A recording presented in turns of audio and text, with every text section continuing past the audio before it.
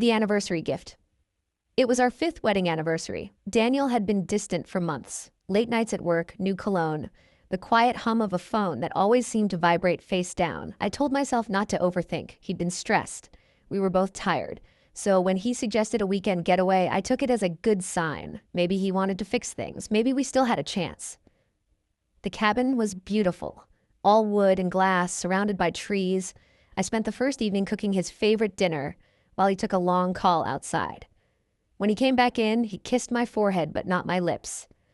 That night, I pretended to sleep while he texted under the blanket's edge. The blue glow of his phone lit his face like a confession. I didn't say a word. The next morning, he told me he needed to drive into town to pick up something for me, a surprise. I smiled and told him to take his time. As soon as he left, I packed the car and drove the opposite direction, to the address I'd found weeks ago on his GPS history. A small white house, quiet street, mailbox painted pink. A woman watering plants in the yard looked up as I parked. She was younger, prettier, wearing his old university sweatshirt. For a moment, neither of us spoke.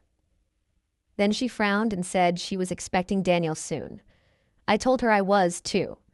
She dropped the watering can. When he arrived 20 minutes later, we were both sitting on her porch, waiting. His face turned white. There was shouting, tears, lies stacked on top of more lies. Eventually he left, without either of us.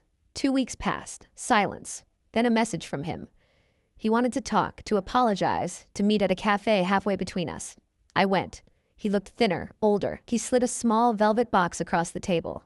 Inside was a ring, delicate gold with a single diamond. He said it was the one he'd meant to give me for our anniversary before everything fell apart.